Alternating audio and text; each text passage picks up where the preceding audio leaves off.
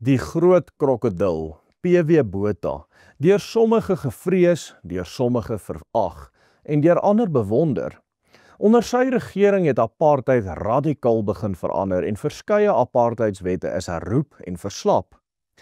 P.W. Botha het die land se leiersels oorgeneem in 'n tyd wat gekenmerk was deur skandale, verdeeldheid en toenemende binnelandse druk. En na hom sou Suid-Afrika nooit weer dieselfde wees nie. Na John Vorster se uittrede as eerste minister is P.W. Botha met 'n baie klein meerderheid as die nuwe leier van die Nasionale Party verkies. Botha sou Suid-Afrika regeer as uitvoerende eerste minister vanaf 1978 tot 1984 en daarna as uitvoerende staatspresident, die eerste staatspresident van Suid-Afrika van 1984 tot 1989. Waar John Vorster die land vir amper 13 jaar regeer het, was P.W. Botha vir byna 11 jaar aan bewind. Onder Botha se bewind het daar verskeie veranderinge begin plaasvind, soos wat apartheidswette geleidelik een na die ander begin afgeskaf is, maar daar het ook die grootste skering in die geskiedenis van die Nasionale Party plaasgevind, toe konservatiewe nasionaliste onder leiding van Dr. Andries Treurnig die Konservatiewe Party in 1982 gestig het. Onder Botha sou apartheid begin verander van 'n stelsel van absolute skeiding na een van beheerste aanpassing, maar dit was veral sy regering se afskaffing van die paswette wat baie weerstand onder die regses uitgelok het.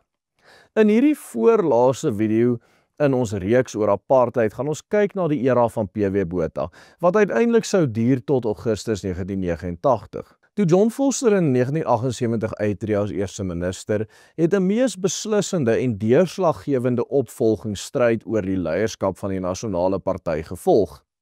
Vorster self was geïmpliseer in die inligtingskandaal waar volgens daar beweer is dat die Departement van Inligting staatsfondse misbruik het.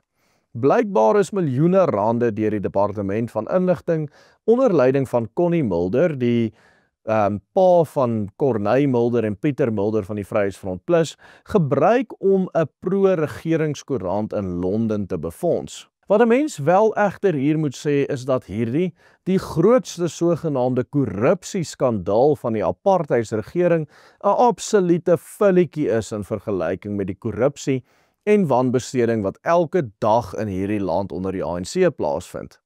Ten minste is die fondse hier deur die Departement van Inligting aangewend vir die doel waarvoor dit bedoel is. Al is daar moontlik 'n bietjie oorspandeer op die Londen Koerant. Vir die meeste van die mense van daardie tyd was dit blykbaar baie erg. Maar as ons vandag gewoond is aan die miljarde rande wat die ANC op 'n maandelikse basis steel, en ons kyk terug na hierdie skandaal, die inligtingsskandaal, dan voel dit asof dit nie eintlik meer as 'n voetnote aan die geskiedenisboek van apartheid behoort te wees nie. Ek meen, niemand is byvoorbeeld dood as 'n direkte gevolg van die inligtingsskandaal nie, terwyl ons net in 'n paar dae terug hier by die Willem Petsche groep berig het hoe verskeie pasiënte by Tembisa Hospitaal dood is as 'n direkte gevolg van Ramaphosa se familie wat die hospitaal leeg gesteel het. Nietemin, die inligtingsskandaal het Connie Mulder se politieke aspirasies om John Vorster se opvolger te wees vernietig. Nogtans was die Caucus-verkiesing op 28 September 1978 waarskynlik die spannendste in die Suid-Afrikaanse geskiedenis. Dat Connie Mulder daardie verkiesing met net 4 stemme teenoor P.W. Botha verloor het, was grootendeels te danke aan die leier van die Vrystaatse Caucus, Alwyn Sleeboes, ons navorsingshoof hier by die Willem Petsche groep, Dr. Addy Sleeboes se grootoom, wat byna die hele Vrystaatse Caucus oorreed het om soos een man vir P.W. Botha te ondersteun. Mulder het ver die meerderheidssteun onder die meer konservatiewe vleuel van die MP in Transvaal gehad.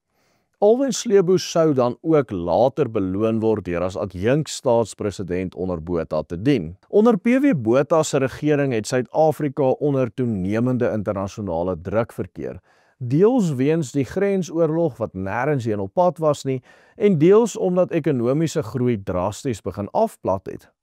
Botha het egter meer aansluiting gevind by Verwoerd se beleid as wat John Vorster byvoorbeeld het, in die sin dat hy toenemend selfbeskikking vir die swart tuislande voorgestaan het.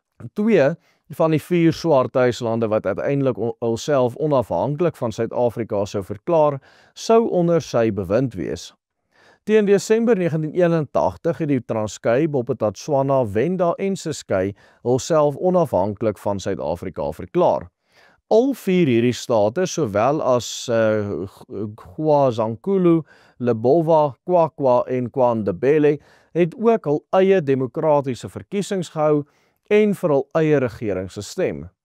Die narratief wat deur die hoofstroom media aan ons verkoop word, dat swartes in die land vir die eerste keer in 1994 kon stem, is dus totale bog. Tussen 1972 en 1984 was daar in hierdie tuislande in totaal 28 demokratiese verkiesings en 1 referendum gehou. PW Botha het ook baie gedoen om die kleerling en Indiër gemeenskappe van hul eie burgerlike owerhede te voorsien en het in 1983 die 3-kamer parlement ingestel, waar volgens kleerlinge, Indiërs en blankes elk in hul eie kamer in 1 parlement sou hê. Botha het ook begin om verskeie apartheidswette te verslap. In 1981 is die wet op Bantu onderwys verslap om universiteite toe te laat om hul eie toelatingsbeleid ten opsigte van ras te bepaal. By Wits en ICT het swartes, kleerlinge en blankes voortaan saam op 1 kampus studeer. Verder is die 1953 wet op afsonderlike geriewe verslap en segregasie in restaurante, busse, hotelle en teaters het tot 'n einde gekom in 1981 al. In 1986 is die paswette ook afgeskaf en swartes kon voortaan sonder permitte in blanke stede woon of werk. PW Botha het in 1985 selfs aangebied om Nelson Mandela vry te laat op voorwaarde dat hy hom nie tot geweld en terreur sou wend nie. Mandela wou egter die aanbod van die hand wys omdat hy geweier het om nie verdere terreur te pleeg nie. PW Botha kan wel krediet ontvang vir die feit dat hy verskeie verwoerdiaanse hervormings ingestel het wat 'n klein na groot apartheid of sonderlike staatsontwikkeling beweeg het.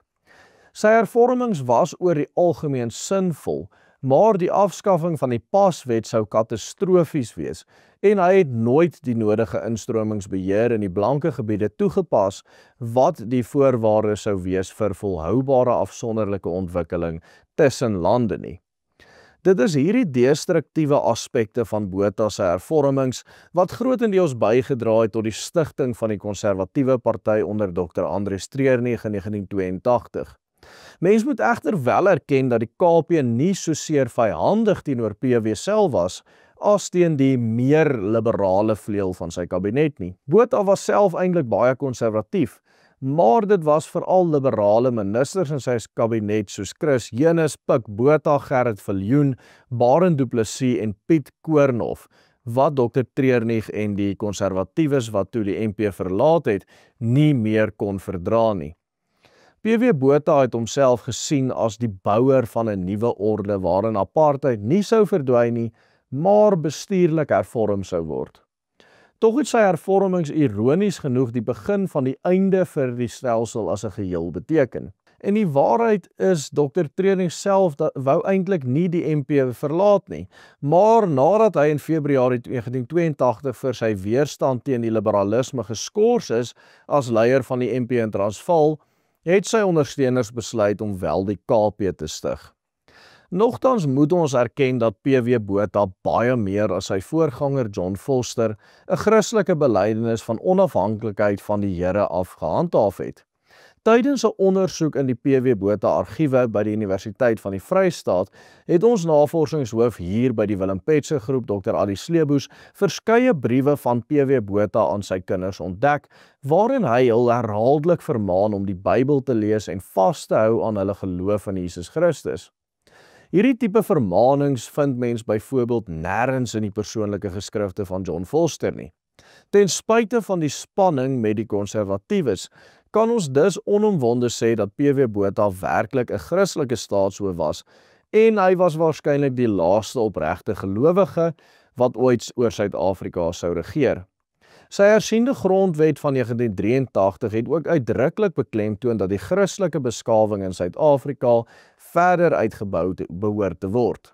In die 1987 verkiesing, die eerste verkiesing waaraan die KP sou deelneem, en kort na die afskawing van die Paswette, het die Nasionale Party onder Botha steeds 52% van die steun gekry, maar die KP onder Treurnig het 26% van die stemme op hulself verenig, terwyl Jaap Maree se HNP 'n verdere 3% van die steun gevat het. Dit sou die laaste verkiesing wees waarin Botha die NP sou lei, voordat hy uiteindelik in Augustus 1989 deur sy eie liberale kabinet uitgeskop sou word uit regering uit. Jare later, kort voor sy dood, later in 2006, het PW Botha uiteindelik ook bevestig dat hy, anders as sy opvolger de Klerk, nie ten gunste was van die onderhandelinge wat gelei het tot die ANC se oorname van die land in 1994 nie. En dat hy in retrospek baie spyt is dat hy homself nie sterker teen W de Klerk uitgespreek het, voor de Klerk president geword het nie. In die volgende video gaan ons hierdie reeks afsluit deur te wys op die einde van apartheid onder W de Klerk en wat ons alles uit hierdie reeks kon leer. Bly dus daarvoor ingeskakel op hierdie kanaal. En maak seker om ons hande sterk te maak deur 'n lid van die Willem Petse groep te word. Dit is julle, ons ondersteuners, wat ons in staat stel om hierdie werk te bly doen. Totsiens en God seën elkeen van u.